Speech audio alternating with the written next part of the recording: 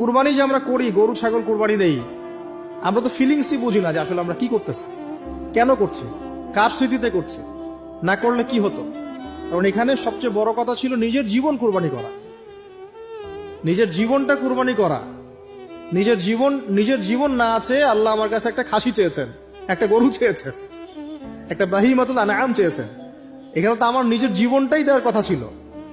ওটা না নিয়ে আল্লাহ পাক বলেছেন যে বাহিমাতুল আনআম একটা দিলেই হবে। তোমার কাছে ওটার গোশতও চাই না, চামড়াও চাই না, কিছুই চাই না, তাকওয়াটুকু চাই। তাতেই এত কথা। এটা দামি বা কত? 10-15 হাজার, একটা গরুর 50,000, 60,000, 1 লাখ টাকা। 1 লাখ টাকাকে আপনি সন্তানের মূল্য দিয়ে হিসাব করতে পারবেন?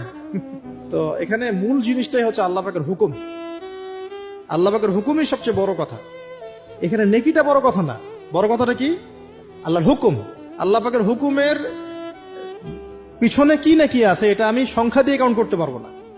আল্লাহ পাক হুকুম দিয়েছেন মানে সেখানে ইনফিনিটিভ নেকি আছে। ওটা 1 লক্ষ, 2 লক্ষ, 5 লক্ষ দিয়ে হিসাব করা যাবে না।